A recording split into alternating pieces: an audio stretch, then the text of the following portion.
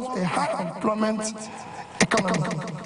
We will turn our youth budget to a democratic dividend rather than today's harvest of time bomb of violence, insecurity from uneducated, unemployed, and marginalized youth.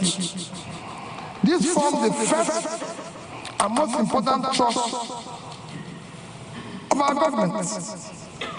Priorities without which the rest will not be achieved to secure Nigeria, end banditry and insurgents, and unite our dear nation to manage our diversity such that no one is left behind. The growing insecurity you see in Nigeria today is not because the enemy is formidable. It is just a lack of focused leadership, ineffective security government structure, and poor coordination from the center. All this needs to be addressed by first projecting strong leadership, signal that will allow both state and non-state actors to be mobilized around single vision. Then, by pursuing a robust reform of the security governance structure, coordinating mechanisms that assure all levels of government, federal, state, local, with three-level policing are aligned with strong collaboration with partners from both private and development groups to provide required services and deliver results for every Nigerian. Once this is done, it is important to have a single, clear, coherent, consistent development process. It is important for institutions to be able to provide strong leadership, coordination, capability, partner and engage collaboratively with all relevant stakeholders in an environment that mutually reinforces values. The second plank of our policy, trust, is to shift emphasis from consumption to production by running a production-centered economy that is driven by agrarian revolution and export-oriented industrialization. With about 70 million hectares of arable land, we will pursue an agricultural revolution through proper segmentation of Nigeria to activate and harness factor endowment of different parts of the country for both rapid and mechanized agricultural development and as a pillar for Nigerian other sectoral development and industrialization. We will incentivize and invest in an agro-cluster and industrial cluster development across our geo-resource zones to take advantage of agglomeration and scale effects of particularly in the northwest, northeast, and north central regions of Nigeria. We will dredge both River Niger and River Benue, build dams massively to support planting of economic trees across the country for local usage, poverty and elimination, export and revenue generation. A key task is to sequentially but decisively dismantle the inefficient and anti-market social structures restraining the Nigerian economy from creating a precondition for a dynamic pro-market economy. We will employ entrepreneurial governance to dismantle impediments to free trade and ease of doing business, and implementing radical economic policies that will drastically reduce our debt service, a major drain to government revenue as it is today. Our micro, small and medium-scale enterprises will be robustly supported. Further borrowing must be strictly for productive purposes and not for consumption. While we aggressively pursue the activation of all opportunities in oil and gas value chain, we will target incentive schemes that will be professionally administered to diversify our non-oil export portfolio with proper consideration and management of climate change risks and opportunities. The third pillar of our government priorities is to restructure the polity through effective legal and institutional reforms to entrench rule of law, aggressively fight corruption, reduce the cost of governance, and establish honest and efficient civil service. Reducing costs of governance in Nigeria is an effective way of fighting institutional corruption. In addition to reducing the cost of governance and streamlining government operations to efficiency and effectiveness, we will ensure that reforms we pursue will not in any way affect the livelihood of our hardworking and efficient civil servants.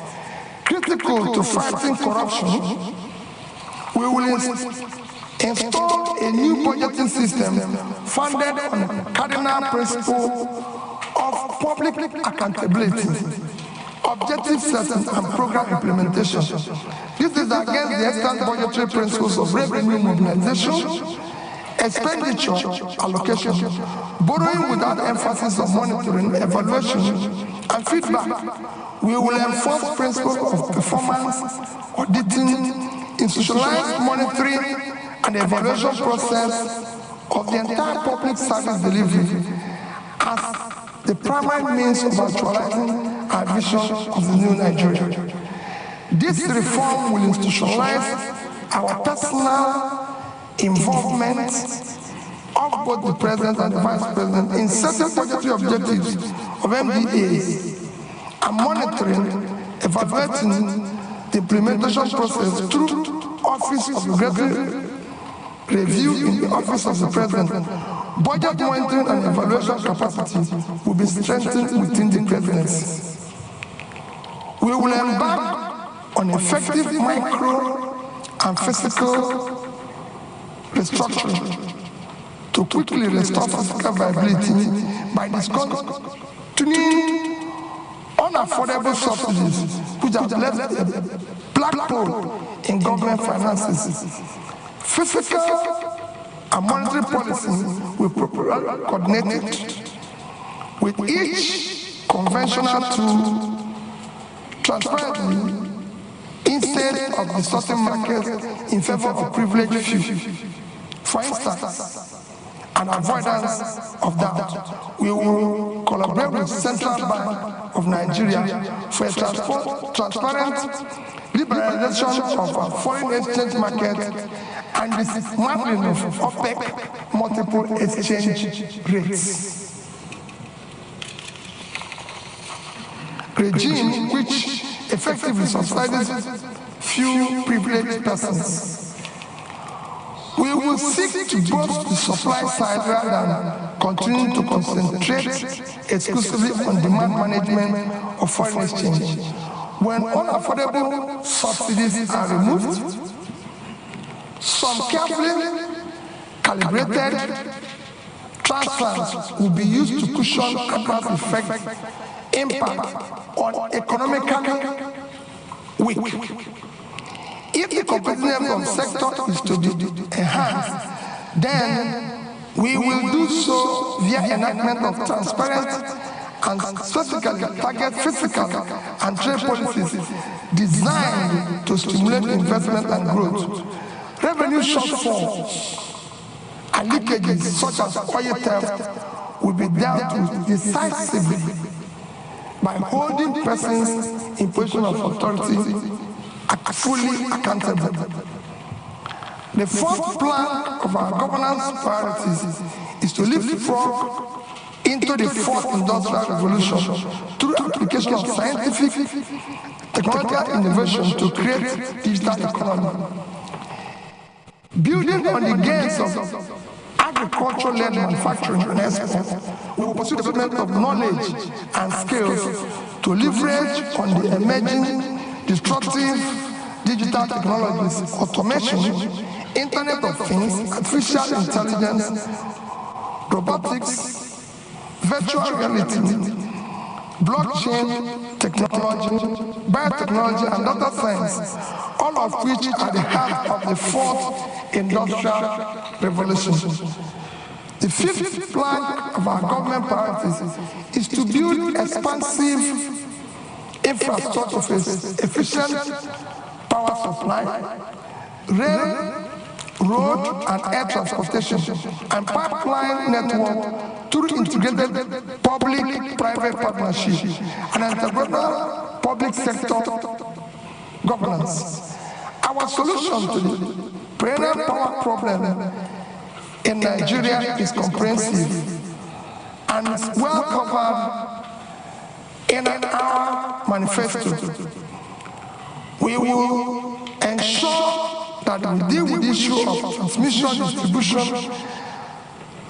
However, we will immediately complete the 2.3 billion Nigeria Siemens network improvement deal to achieve a stable 7,000 by the end of this year, 11,000 megawatts by 2024, and 25,000 megawatts by 2025. We will support local manufacturing capacities and power technologies and encourage and expand local R&D in universities, training centers, and workshops, through which many jobs will be created.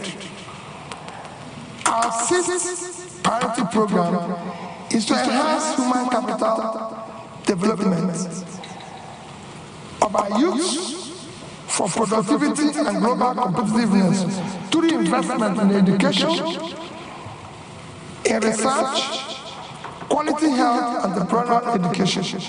The World Bank Human Capital Development Index ranks Nigeria 168 over 173. To move Nigeria right to the top bracket of the index, we will pursue a Marshall Plan type program on education that incorporates compulsory technical and vocational skills, sports, entrepreneurship, programming, digital skills from primary to secondary school level. In line with this commitment to transform our educational sector, we will prioritize funding of this critical sector. Our tertiary institutions will be remodeled to serve as hubs and centers of research, development, and commercialization of ideas for quick industrialization of Nigeria. Finally, our seventh priority is to conduct an Afrocentric diplomacy that protects the rights of Nigerian citizens abroad, advances the economic interests of Nigeria and Nigerian businesses in a changing world. In concluding, let me say that the problem with Nigeria is at once complex and simple. It rests on leadership. As our eminent Professor Chinua Achebe stated, the trouble with Nigeria is simply and squarely a failure of leadership. In Achebe's view, there's nothing basically wrong with Nigerian character. The Nigerian problem is the unwillingness or inability of his leaders to rise to the responsibility, to the challenge of leading in the front by example, which is the hallmark of true leadership. When people of competence, character, commitment, compassion take over the leadership and pursue their mission and tasks with seriousness required, a new Nigeria characterized by peace, unity, prosperity, inclusiveness will be achieved and sustained. That is what's driving Dati, Baba Ahmed, and I to join to offer to lead this desire and crusade of Nigeria, particularly youth, for an inclusive and sustainable Nigeria that works for all. In line with my upbringing, especially my mother's counsel, my promise is that Nigerian resources will be most prudently used for Nigerians. And as Commander-in-Chief, I, Mr. Peter, will sincerely pledge that our path with Nigeria will be diligently pursued to create a new Nigeria characterized by sustained and inclusive growth and development for all. Thank you, and God bless all.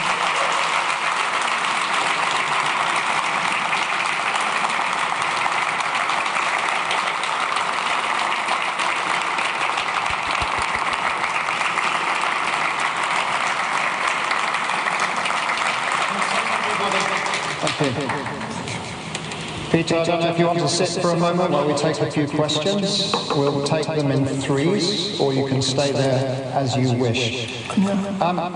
Look, the first question, we have, at the moment, the analytics are showing we have tens of thousands of people watching. So my apologies if you are on Facebook, YouTube, the Chatham House channel. We can't take questions from you. On Zoom, we have hundreds of questions that have come in. One question is from Baba Femi Adibola, who said, is asking the following question. Given the complexity of Nigeria's democracy and the Labour Party not projected to have the majority in the National Assembly, how would you work with legislators to ensure the radical reforms you are proposing come to light if you win the presidential election? So that's one question. Just hold that there. And I'm going to go right to the back of the room. Right at the corner there, the gentleman right in the corner, yes, so, yes you. Please go ahead, introduce yourself and one question, please. Thank you. Thank you. My name is Ajiboye Tunishi from Aldersfield University. So my question is simple. The activities of the is on alarming every day. And with all the policies, beautiful ideas that you listed down, sir, without tackling security at all, they are impossible. So, one of the allegations given to you is that you've not condemned the activities of the High Court. So, and tackling of security. Can you sum up, please? Tackling of security. Ladies and gentlemen, let's sorry, I'm a student. You have to line. Tackling of security. How will you tackle it, sir? Are you introducing? Yes. Please. Are you introducing state police, or are you checking the federal government security apparatus? Thank you. Thank you very much.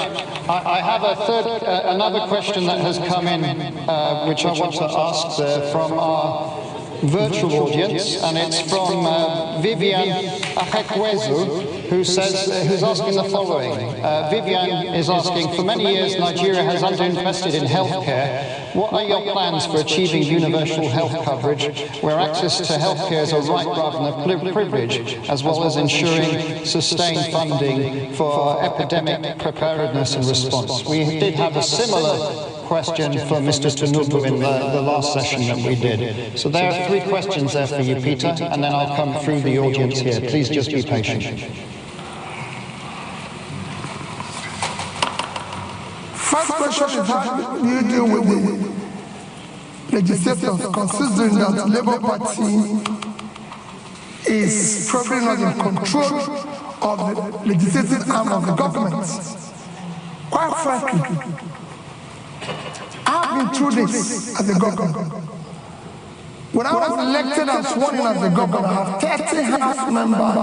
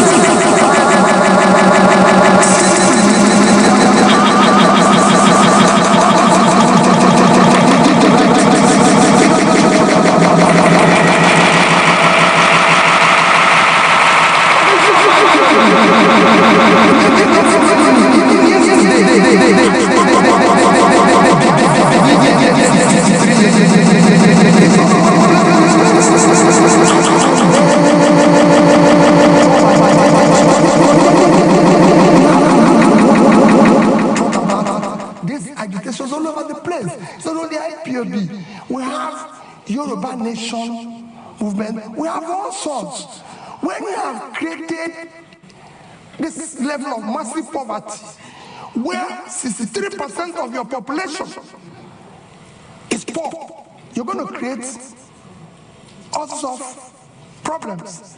I was speaking to a British minister this morning. I said we have about 40% unemployment. And we have about 60% youth unemployment, young people in their productive age doing nothing. If you have 15% unemployment in Britain today, you're going to have massive, remember, agitation. Nobody will be able to leave his house. So what you're seeing is a cumulative effect of leadership failure over the years, which will be solved by good governance. When people start seeing justice, fairness, and inclusive government and doing the right thing, all those things will start reversing itself. And that is what me and that is offering. I will talk and discuss with all agitators. There's nothing wrong in that. People agitate even in my house, and I talk with them.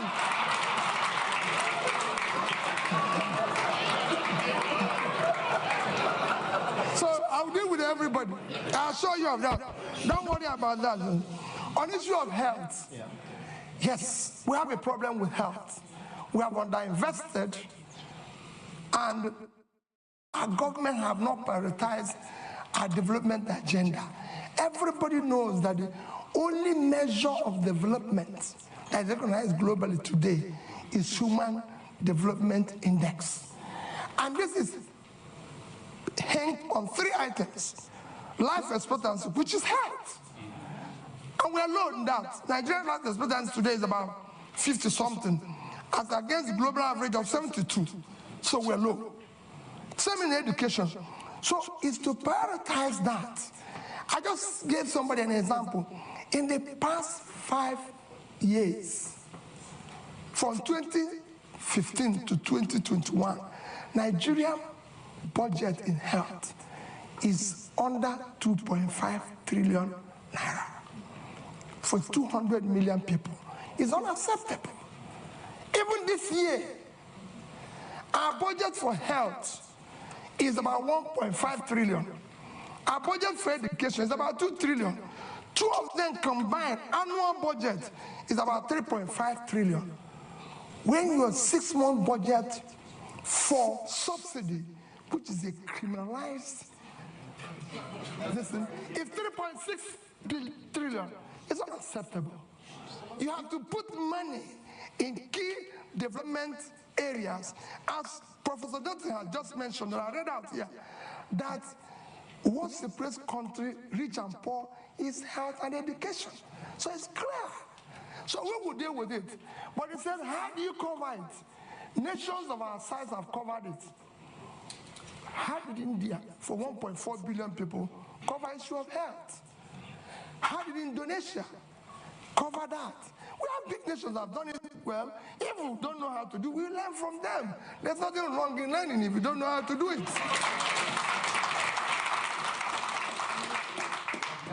I'm going to take more questions. Now, there is someone who has such a strong arm. The arm has been up for 15 minutes.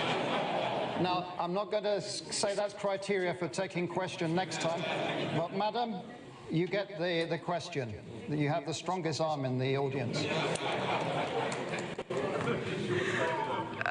Please introduce yourself. 1 question. Thank you so much. Good afternoon and welcome, sir. My name is Priscilla Winkwo, and I'm an independent broadcaster here in London. And sir, you spoke about your point number 5, which is to generate electricity and power in Nigeria. And you spoke about transmission, distribution, and generation. But I think it's fair to say that our problems with power goes beyond those 3 areas. And the main problem that I see here is this. We have a population, or part of the economy, shall we say, those who supply spare parts, the engineers, those who work within that sector, whether it's those that are selling generators, and we know that that issue is perhaps the biggest issue when it comes to our power generation. So my question here is this: how do you plan, number one, and I'm going to take a risk here, to deal with the big boys? And how do you also plan to address that economy that will then no longer exist because you have generated power? Because I'm sure that they too will rise up against it. Thank you so much. Thank you very much. We did online have lots of questions about refining also, and so this is a key issue that people are asking questions about. So the gentleman there, a bit further along. Yes, there, you, just there, yeah. Please go ahead, introduce yourself. Thank you very much. Question. Good to see you, Peter. I'm Paul Arkwright. I was the British High Commissioner to Nigeria from 2015 to 2018, and it's good to see you in London, sir. Thank you very much for your talk. I've now moved into private business. I'm a consultant, and I'm advising companies and funds, investors, to look at Africa, to look at Nigeria, to consider investing there, and everyone agrees, I think, that FDI, foreign direct investment, is critical to the future of Nigeria. But at the moment, they're very cautious, and that's putting it diplomatically. When you become president, sir, could you tell me the sort of 3 things you would do in the first, let's say, 100 days, which would send the right signal to foreign investors to look again at Nigeria, not just look again at Nigeria, but to invest in Nigeria? Because as you know, I'm one of Nigeria's strongest supporters, and I think this is a country which is worth investing in. Thank you. Okay. And I will come back to this side. The gentleman just there. You, sir? Just there. No. Behind, sorry. You're the lucky one. One question, short, please. Give your name. Good evening. It's William Owomayi, the UK's Young Ambassador to the Commonwealth and a member of Chatham House. You've caught Nigeria by storm in recent months with your campaign and your vision to unify Nigeria, mobilizing young people all across the country. You mentioned debt a few times in your speech. Currently, the government is repaying debt to the central bank at an interest rate of 19.5%, which is extremely high. How do you plan to support the next generation? The government is paying? Repaying the central bank debt by 19.5% interest rate. How do you plan to support the next generation by dealing with the debt repayment crisis? And also, how do you plan to deal with tackling financial transparency in Nigeria? The central bank hasn't released its balance sheet in about 3 years. Thank you. There you go, Peter. 3 questions. Let me start with my sister there. He talked about the big, what you're saying is about the big boys who are selling generators. Let me assure you what we've been campaigning on. Our campaign, you have heard them say we don't have structures. That is the structure we're trying to destroy. Structure of criminality. That is what I mentioned. That Nigeria is being held captive. That structure is structure that impoverished Nigeria. We will dismantle it. It will not be there. I assure you of that. We're going to turn around the power sector. Nigeria generates about, today, 56,000 megawatts of electricity for 200 million people. And South Africa, the second biggest in terms of economy in the continent. 5 to 6,000. 5 to 6,000, not 5 to 6,000, sorry. And South Africa, the second biggest economy, 60 million people, generates about 40 to 50,000. And South Africa, in the past 3 months, has declared emergency in power and said anybody can generate up to 100 megawatts without license. So somebody who is 60 million generated about over 40,000, declared emergency. What do you think somebody with 2 million people generating 5,000 to 6,000 will do? War. I'm going to declare war on power, and I'll solve it. Anybody who stands on the way, so be it. Bringing back foreign investor is very simple, Paul. Foreign investor is like bee and honey. All you need is to create honey. The way bee will find the place is very simple. Foreign capital is scared of corruption. Is scared of bad policies. Is scared of where there's no rule of law. You need to put a regulatory environment that makes it conducive. You need to secure it. That is at the heart of what Dati and I are offering. We will build up intangible assets of securing the country, making sure that we govern to rule of law. We will fight corruption. Dati have a record that is the only National Assembly member who refused to buy property of government when it was offered to all National Assembly members. You can go and look at his record. If you have seen anywhere he has compromised or put himself in a transactional position. And I'll stop running. I know how I approached him, and I told him, I and you owe it to save our people. That's why we came together, and we came back and said, we'll work as a team. We'll solve this problem. Go and check my record. I've governed the state for 8 years, and I've challenged everybody. Paul, you were there. I've been the only governor till today.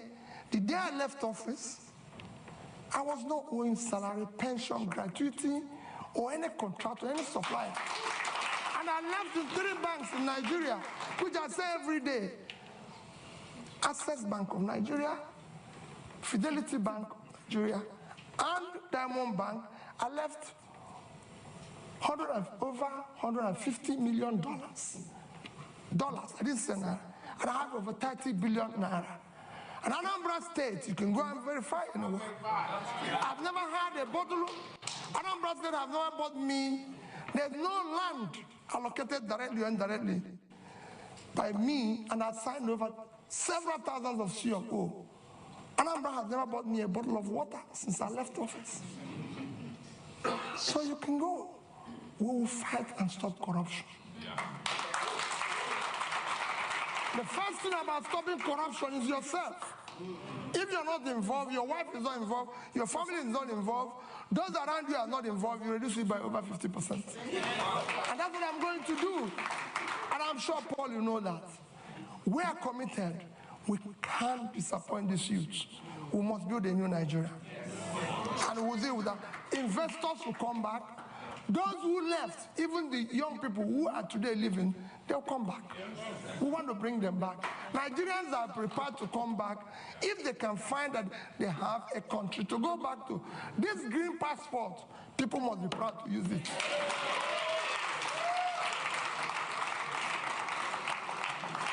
On issue of capital, where do you find money? My young brother, there's nothing wrong in borrowing. Borrowing is a legitimate way of every government I've studied in the world borrow. Even Britain, as we speak, owns over 70% of their GDP. Every government I know lives on borrowing. Even Norway, with 1.4 trillion sovereign wealth, is owing. The economies of the world, the 3rd biggest nation in the world is America. The debt of America today is almost 100% of their GDP. The second, China, is almost owing over 60% of their GDP. Japan owes over 230% of their GDP. But let me tell you the difference. Japan is owing over 230% of their GDP. They invested the money to save their economy. And in that, even with that, Japan is still the highest holder of US treasuries. So there's something they can fall back on. What has happened? So borrowing is not wrong. If I have time, I compare two countries that borrowed with Nigeria and how well they've done. But what has happened is that when you borrow for consumption, you have a crisis. Nigeria borrowed for consumption. Nigeria in 2015 had a GDP per capita of $2,550. And they were owing about 15 trillion naira. Today, with central bank ways and means, we're owing over 75. So we have grown that debt by about 400%, but our per capita is 2,000. That means that the money we borrowed was thrown away. So that is what I'm going to revert. We will restructure the debt as it is today. We will restructure it and put it a long time to be able to pay it. I'm a finance person, that is one. And then we will not say, like I said here, no more borrowing for consumption. We will see borrow, people will see it, it will be transparent, it will be for investment. And that's what we intend to do. Countries have been in this situation before. We're not in a situation where other countries haven't passed before. It's a question of showing leadership, and we will be able to solve it. Thank you. I'm coming back. We are now almost around 60,000 people just watching us and sending in questions, so we're trying to be at least a bit inclusive. We have a question from Debo Ademoyo, who is asking, what are your policy ideas on climate change? Do you have a plan for ensuring sustainability in a new government? So that's one question. Then there was a joint question from Ms. Etty and Zindi Anthony Levy, and they're asking, insecurity is a major problem. What are your plans in tackling this? What are your plans in terms of security sector reform in Nigeria? I'm going to take two more physical questions in the room. The lady right in the front here, so I'm not going to discriminate with the front rows. Please, go ahead. Thank you. My name is Chi Chikwendo. I'm a practicing solicitor here, advocating, of course, for rule of law. Thank you so much, Your Excellency, for the inspiring exposition on your vision for policy change and institutional reforms. It seems to me that it's clear from that if elected president, if and when elected president, your transformation vision to increase the production capabilities across the various sectors mentioned, including agriculture, extraction industries, human resources, will, to a large extent, hinge on the depth of your level of commitment with solidarity and ownership to implement the proposed policy changes and institutional reforms. However, there is no doubt in my mind that Your Excellency is well aware of the prevailing fundamental challenges to those reforms, including clientele patronage, political capture, and the institutionalized corruption that you mentioned. So the question is, how do you intend to navigate these challenges differently from the efforts of previous administrations, particularly with a view to modifying the behaviors of the key players in support of achieving those anticipated outcomes?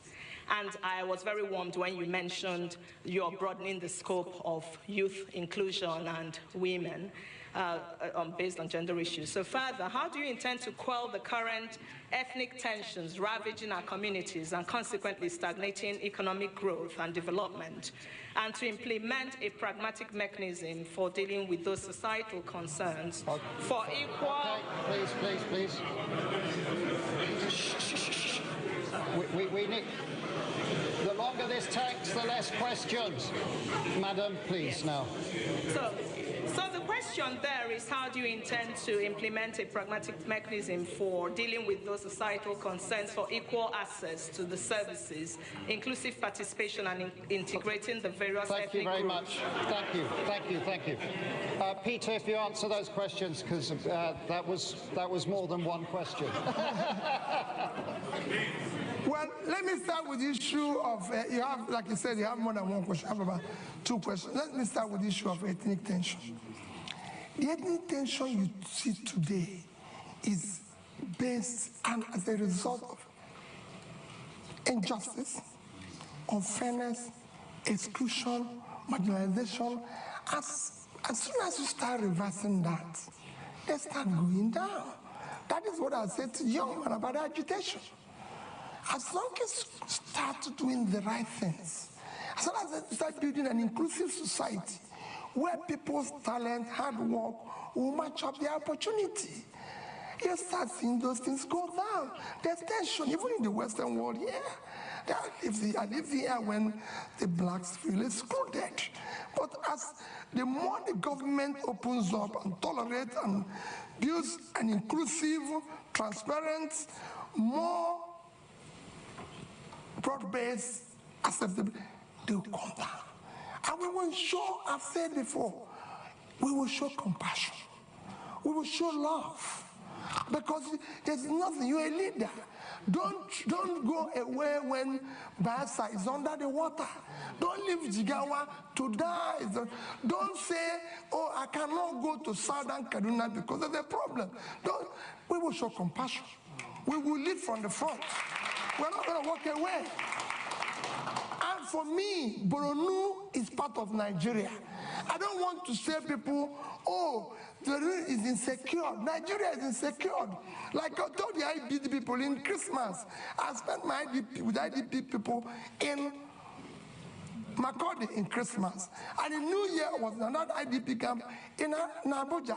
And I said to them, as long as Nigerians are in IDP, all of us are in IDP. I will not allow, and I know that you will not allow it, for any Nigerian to remain in IDP while we're sleeping in our mansions. Never. They must go back. On issue of challenges and dealing with the challenges you foresee, I've dealt with such challenges at the Anambra level. And I'll show you the same challenges. We're not going to, as long as you're not involved in this transnational governance, you can deal with anybody.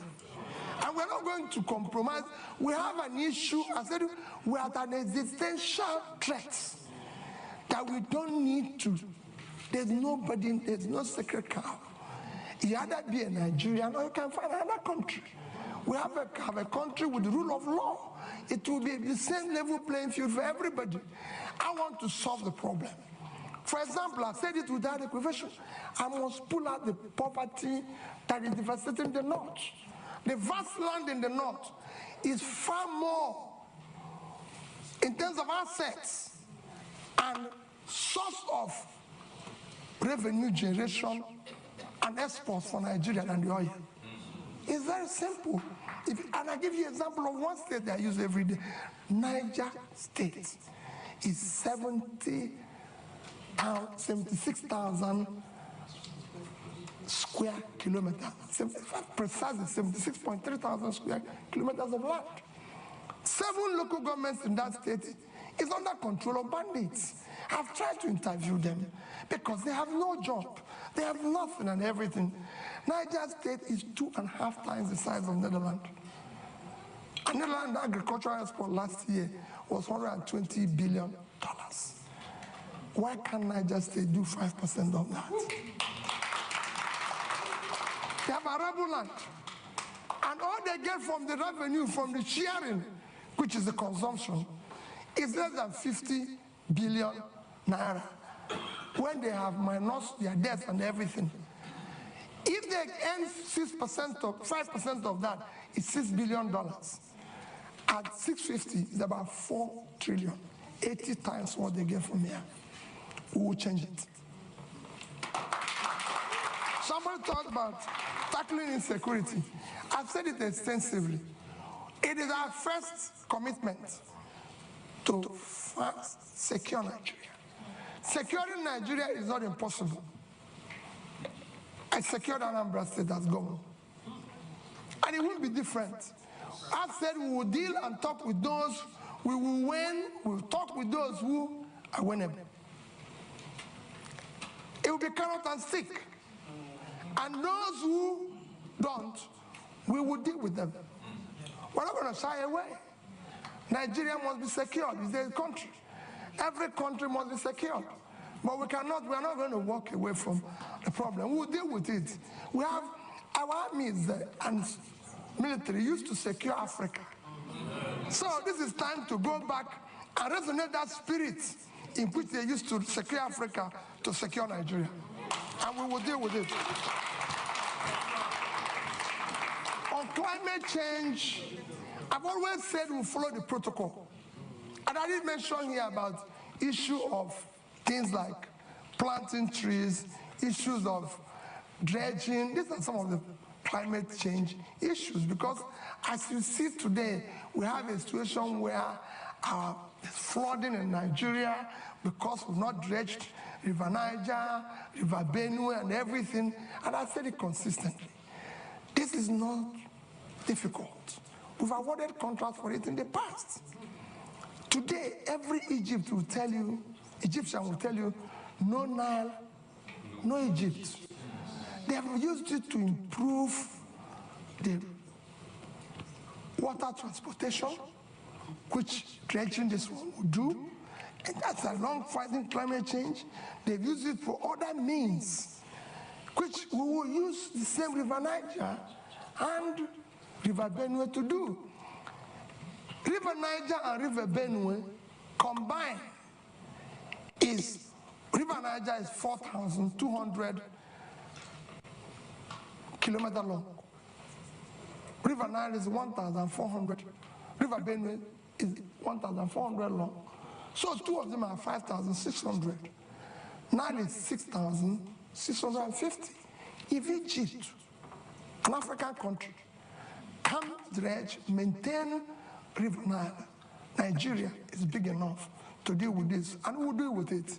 And I assure you, you'll see the difference, it will be clear. Other protocols of climate change, we'll follow it. Where we find difficult, we'll negotiate and talk with other involved in that. We're signatory to it, and it's devastating the world today. So we must follow the protocol. Thank you. The clock is ticking. We're on borrowed time now, but we are going over, as I said. There's right at the front here, there's a gentleman there. I'm going to take 3 questions, and then I think the clock is going to have had its say. Short and sharp, please. Go ahead. I'll keep it short. Hi, good afternoon. My name's Alexis Akwajiram. I'm the managing editor of 74 Africa. My question is, if you become the next president, would you seek to keep the current central bank governor or replace him? And please explain your answer. So, the gentleman in the middle there. Yeah. Please. Go ahead. Good afternoon, and thank you for your remarks. My name is Chibuikem Ugongadi. I'm a master's student at King's College London, and it's funny, actually, my question is related to him. Given the debacle at the central bank currently and their conduct over the past 8 years, what is your view on central bank independence as a tool to improve economic growth? And how will you instill, what will you do about the leadership at the central bank when you become president in order to make sure that their principles are in line with yours on monetary policy? Thank you very much. The lady over there. Yes, madam, you. Yes, but sharp, please. There's a microphone just here. It's next to you. Just there, please. Aha. Okay, Your Excellency, good afternoon. So my question here is this. You talked about restructuring. As you're aware, Nigeria can barely service its external debt. Nigeria can barely service its external debt. Our current external debt, we cannot service it, or we're finding it difficult to service it. Now, when you become president, how do you intend to restructure our external debt without actually downgrading our rating in the market? Thank you. Thank you. And your name, just so we have it? Okay, thank you. And then if we move the microphone to the lady just there, last question. Yes. Good afternoon. Nice to see you again, Mr. Obi. My name is Kenneth Chukwuwabo. I'm a PhD candidate at the University of Cambridge. I study public-private partnerships in education. I read your manifesto, and it seems PPPs are taking a central stage in education sector. So I wanted to ask, what is your rationale for involving private actors in public education, and what governance structures would you put in place to ensure the accountability of these actors in a sensitive sector such as education? Thank you. Thank you very much. My apologies, we've run out of time now. I'm watching the clock.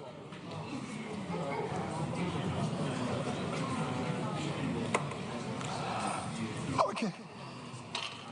Alex, I hope you will allow me. There's somebody here that is so keen. When I was coming in, he had a question that is so interested and is like, so I told him, if I have opportunity, I will request and answer it publicly. Okay. Let me again go. People are talking about the central bank governor. The problem, first, let me assure you, central bank will maintain its independence. It will be respected. And again, it is not the problem of the person there. Central bank have a role of monetary policy, if I'm right. Then you have this physical space. It's like a street football. When the person who is supposed to be in the physical space is no longer, it's like you go to a football match and somebody who is supposed to play in a particular wing is no longer there. You find people playing various wings. The weakness of the physical space allows the monetary space to take over, and in supporting, because there's a weak governance structure, that is why we're able to do what we're doing. What is happening today is happening. So if you're replacing Godwin and putting somebody with that level of fiscal rascality, which is what is fueling our inflation and even our rate of exchange today, these are some of the things you need to cut. As long as the government continues on that fiscal rascality, that situation will occur. That's what you need to fix. I won't say what will happen. Instead, it's actually coming to an end. So it won't be too long.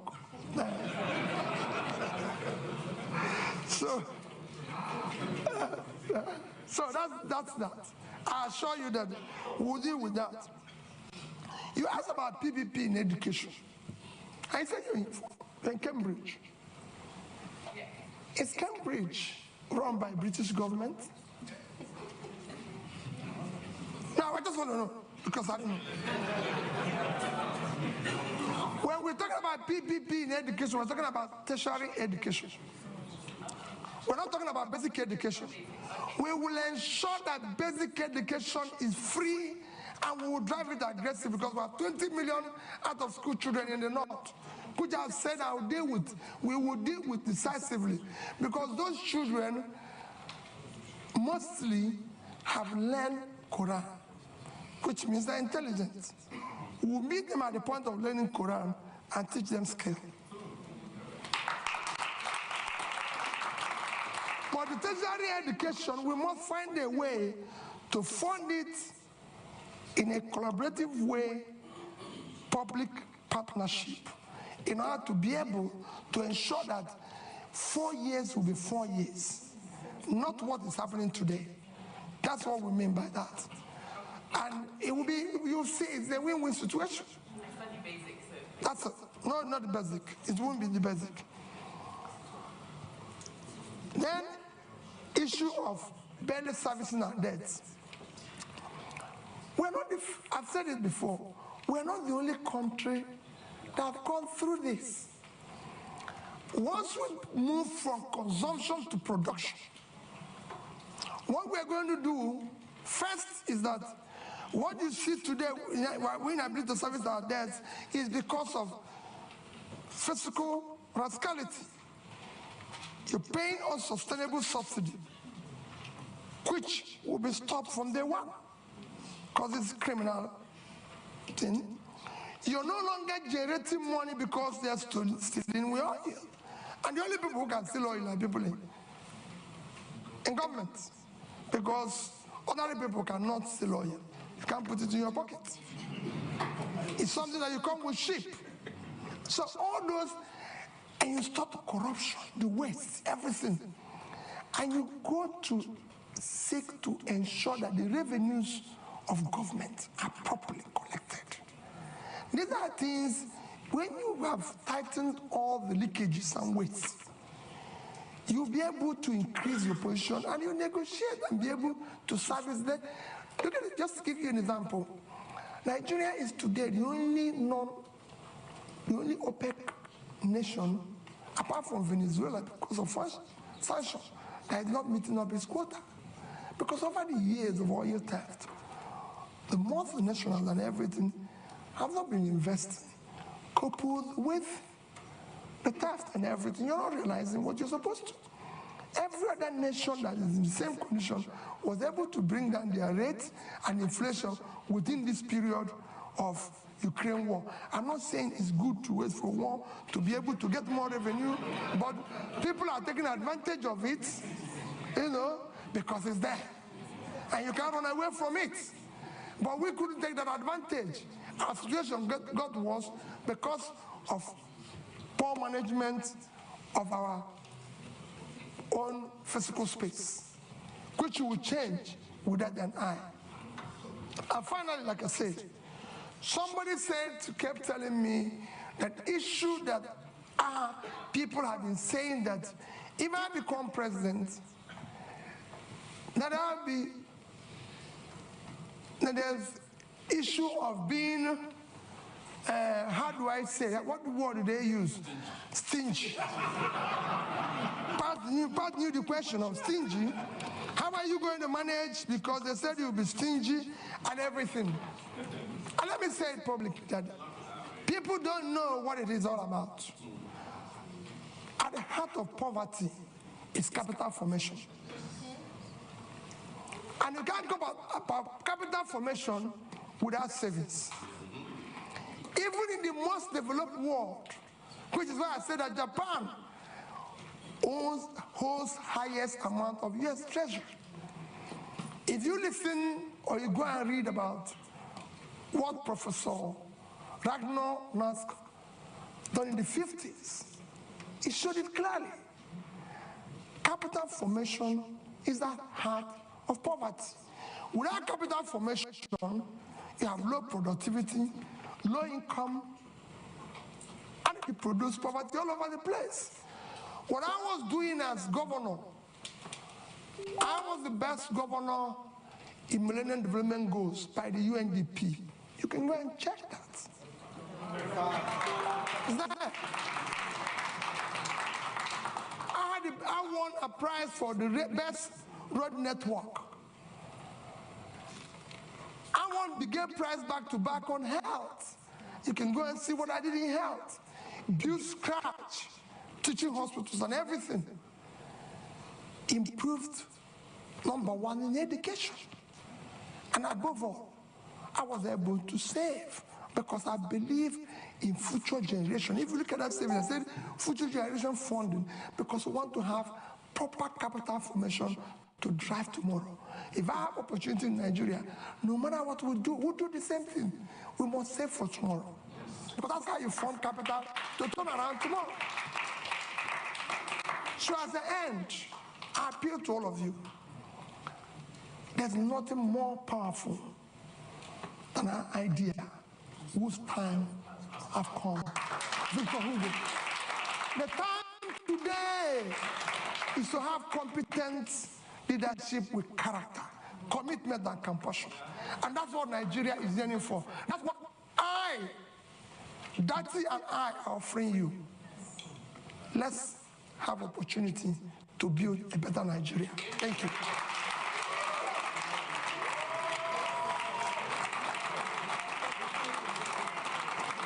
Thank you.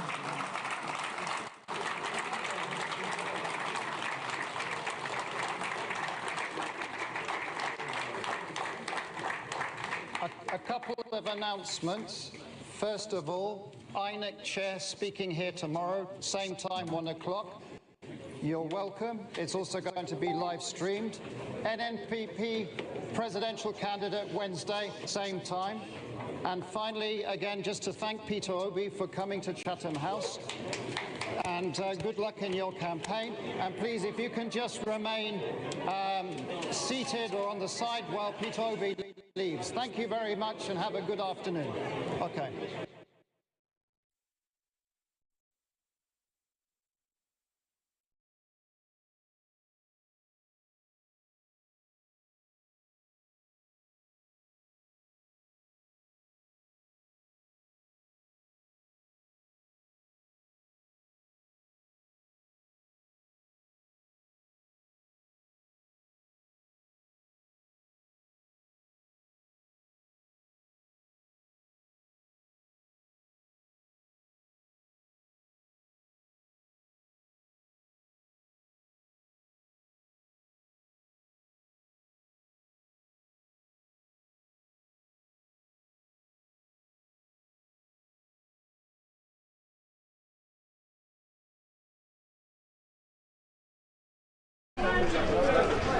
All right, today is Friday, January 13, 2023, and today AF Television is here at School Road Primary School. What are we doing here?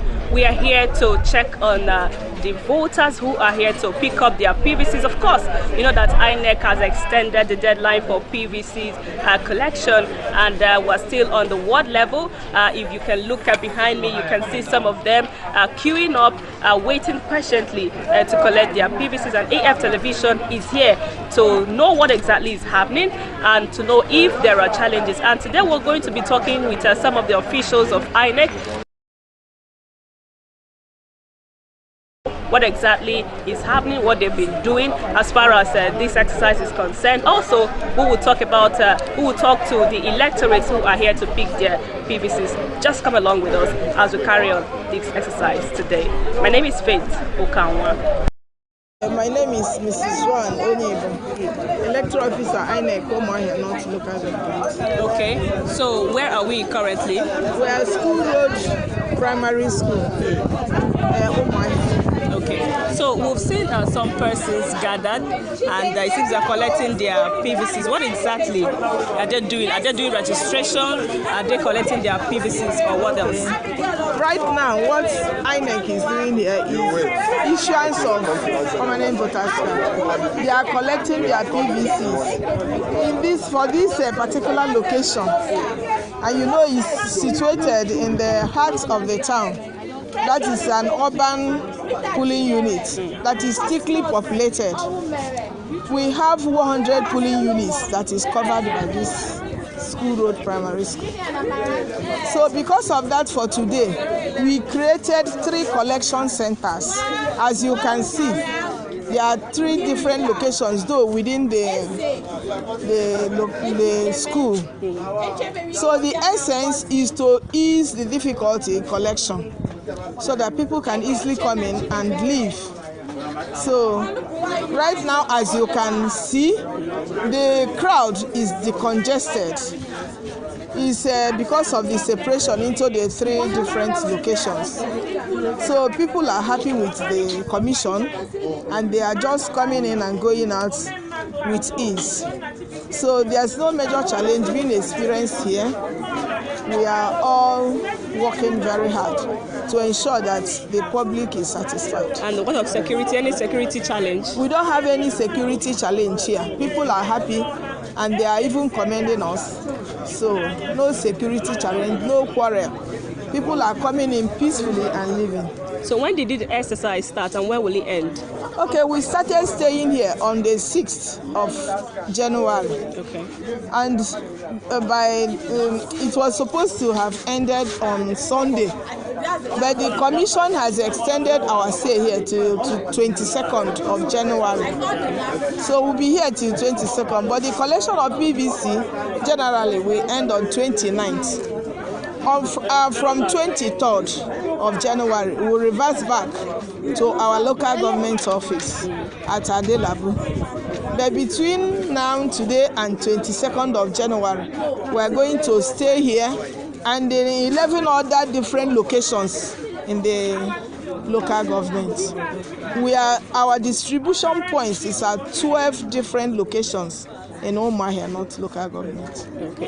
So this exercise is holding in all the ward levels? All the ward, at the ward levels. Okay. It's holding at the ward level simultaneously. Okay. So this is just for Urban 1 registration area or ward. So if you go to Urban 2, they are staying at St. Stephen Primary School. So it's like that in all the other 12 wards of this local government. So what will you tell those that are yet to collect their PVCs? Please, INEC is improving by the day. As we experience difficulty of people collecting their cards, we make adjustments and we continue to improve. You know, right now within this period, many people are interested to come out and vote. We initially experienced an upsurge. So number one, as you can see now, we are easing off by creating more centers within the environment. So I'm encouraging them, let them come and pick up these their cards. Let them come. If there is crowd, let them exercise little patience. We are willing to serve them. We work extra time. We don't go out until everybody is satisfied. We stay to the office till late in the evening to ensure that people are happy.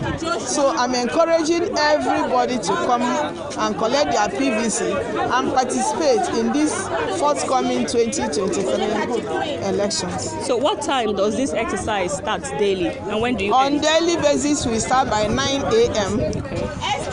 We close by 3 p.m. banking time. Banking time is once you are within here by 3, you must be attended to. Okay. Yes. All right. Thank you very much. Thank you. Right, we just finished speaking with Mrs. Joanne Onibo, who is a representative of INEC here at School Road Primary School. And just as we were speaking with her, AF Television cited the president of the Progressive Abia Youth, who just arrived. Of course, here is not his ward, but he is here. Let's just take a walk and find out what he's actually doing here. Come with me.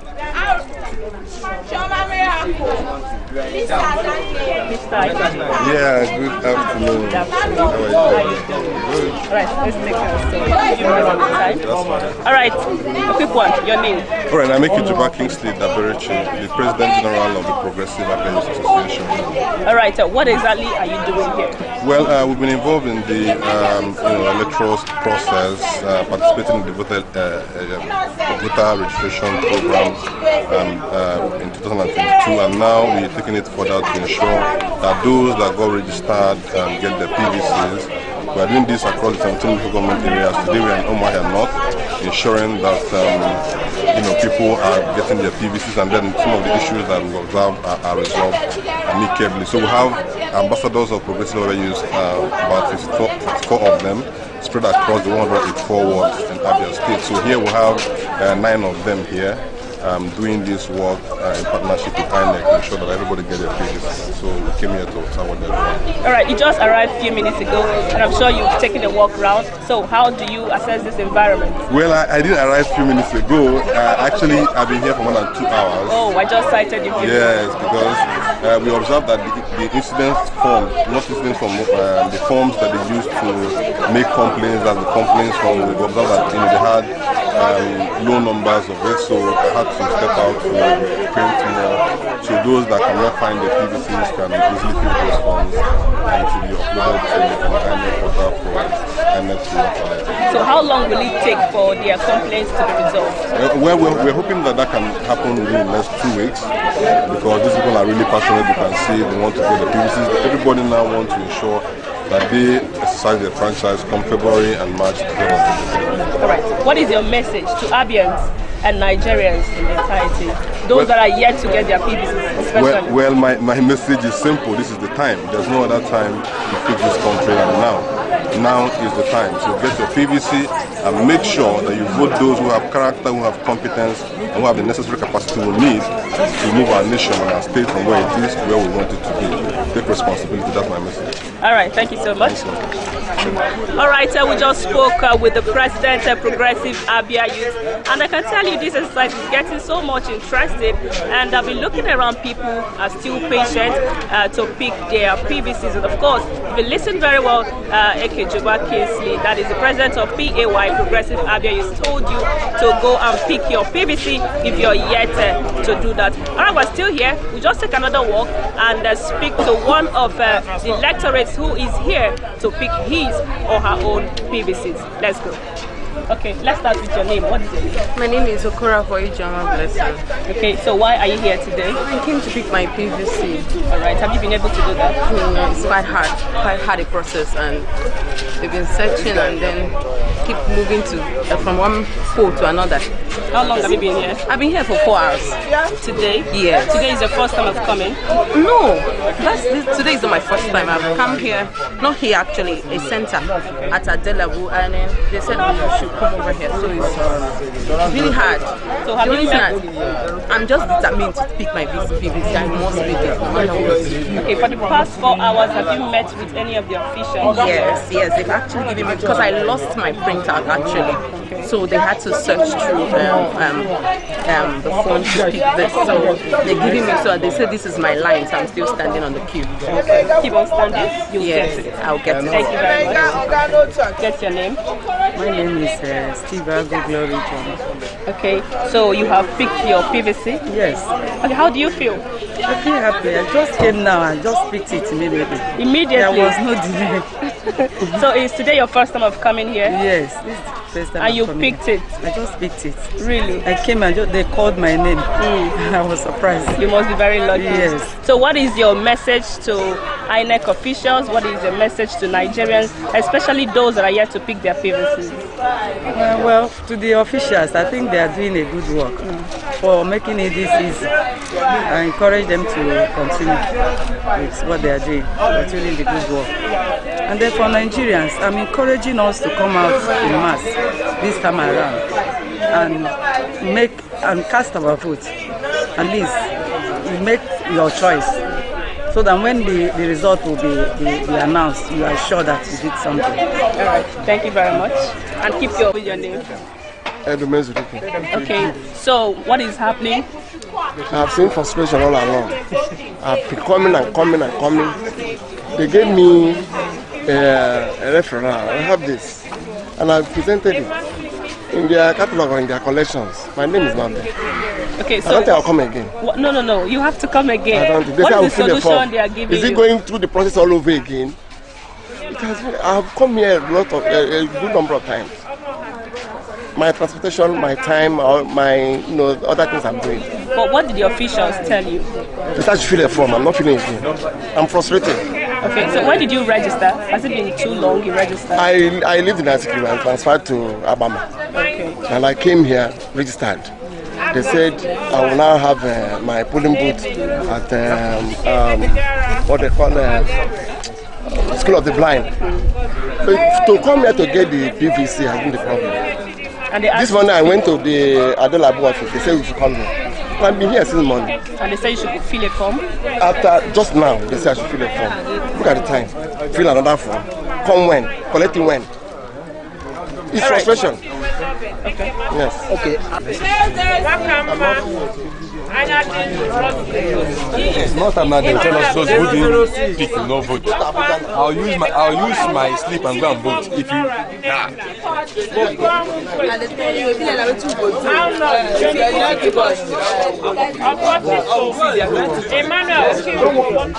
no, we do. About Priska. Which number is that? Justin Assurance.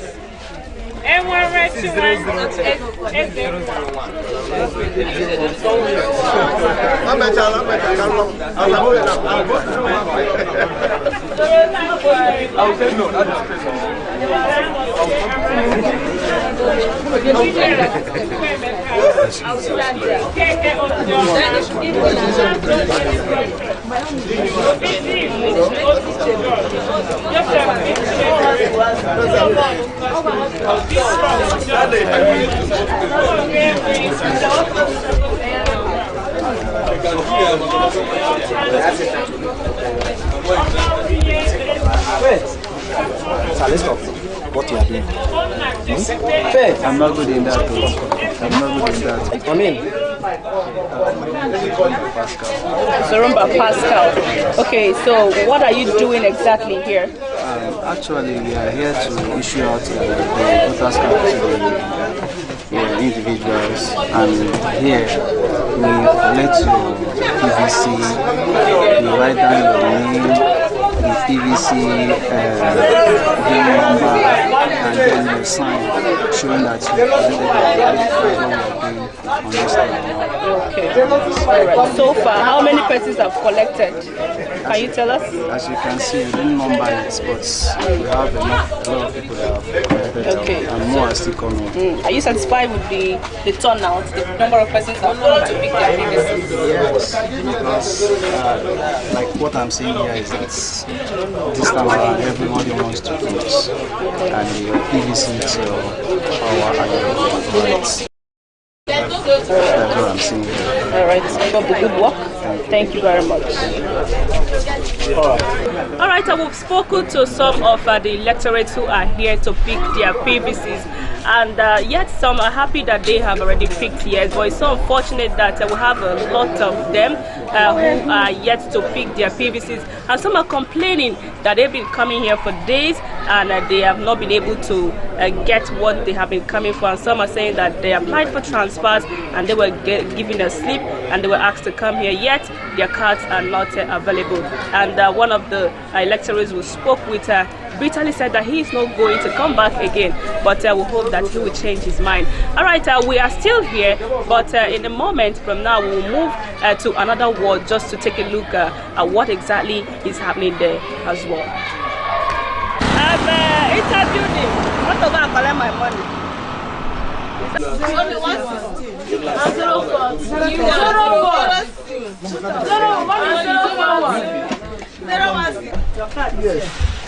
Yes, I'll sort it. 030.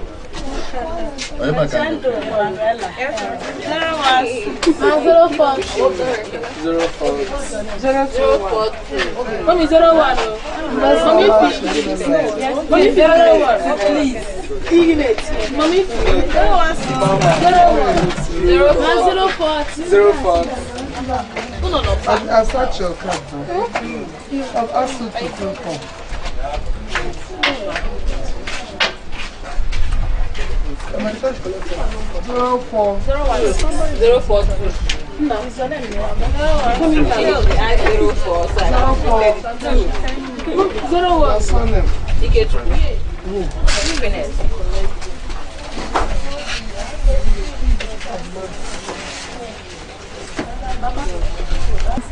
Okay, my name is Miss Stella.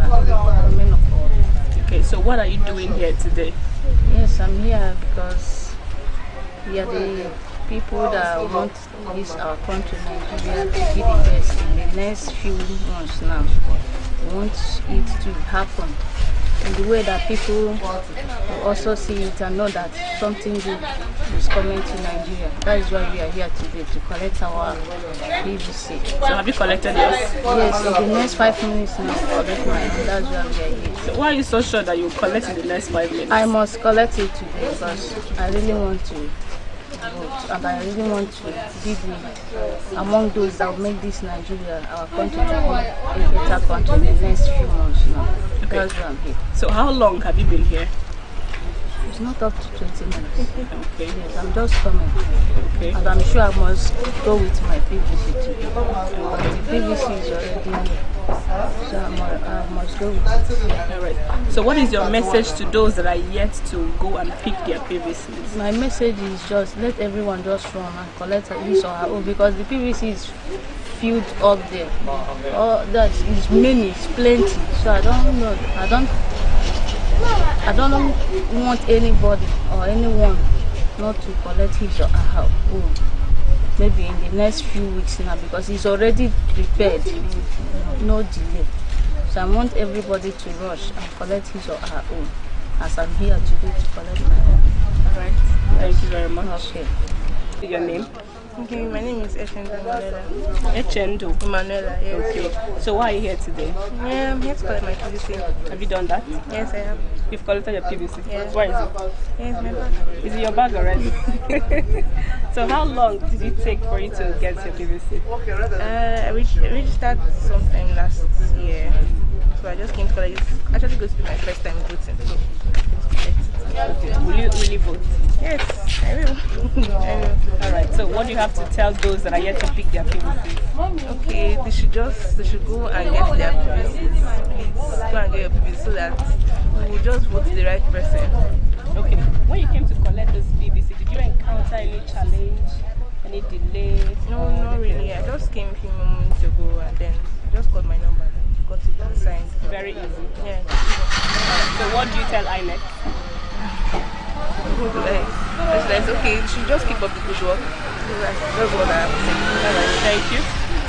Alright, let's get your name, sir. My name is Bethel Lubi. Okay, this is Ibeku High School, yeah. in Omahia. Yes. And it's a PVC collection center. Yes. And I'm sure you are here to get your PVC. I'm here to get my PVC and I've collected it. Okay, you've gotten yours Yes, already. ma'am. Is it your bag? It's here. Okay, so how long, okay, that's this PVC. How long did it take for you to get this PVC? It was under like 1 hour. Roughly 1 hour. But Just it was today? well, yes, just today. It was not hectic. But I got information on how to go about it. I was told that I should come with my slip that was given to me, or come with an email that was sent to me if I had done an online registration, which I did. So I just showed them. I first went to INEC office at Adelabu. They now told me that according to my polling unit number, I should come to Ibeku High School. So that's why I came in. So it was smooth, yes. Very easy. Very easy. Alright, so what do you tell INEC? INEC, continue the good work. We are running, we're doing all this for the new Nigeria, because we believe that the new Nigeria is possible. We don't want to be like this all our lives, so we're fighting and doing all this for a new Nigeria. So INEC, keep on the good work. It's not easy, criticisms from here and there for on INEC and what they're doing, but I want to encourage INEC to keep on the good work, because a new Nigeria is very possible. Okay. Very, very possible. Just give a word of advice to those that are yet to get their PVC. You don't need to tell someone that is drowning to seek help. I don't need to tell you to come and get your PVC. If you've been in Nigeria for the last 8 years, you should have felt shaky. You understand? If I had enough money, I would have run out of Nigeria. I don't have that kind of money to leave Nigeria. So if you're like me, you can't leave Nigeria because you don't have enough money. Come and get your PVC and vote wisely. Because if you don't vote, the next 8 years will be pure shaggy, pure hell. So yes, that's all right. it. Yeah. Thank you. Your name is what again? My name is Bethel. All right, thank you. You're welcome. All right, we are here at Ibeku High School, Omahia in Abia State. Yes, this is another center where the PVC collection currently ongoing. And when we came here, the crowd was much, yes, but for after some hours, the crowd has reduced as people are already collecting their PVCs. And we've been able to speak with some of the persons here who have already collected their PVCs, and from what they're saying, it was very smooth, easy, and the rest of them for them to get their PVCs. If you can look behind me, you see some persons still queuing up just to get their PVCs at this collection center here in Ibeku High School. And this is a word of message to you. If you're yet to get your PVC, please do the right thing. Go to your various ward. And INEC has given an extension. It's still at a ward level. Go to your ward and collect your PVC so that by February and March respectively, you will do the needful in voting the right candidates and vote out the bad ones. My name is still Faith Okanwa, and this is still AF Television. Join us on the edition of Bye.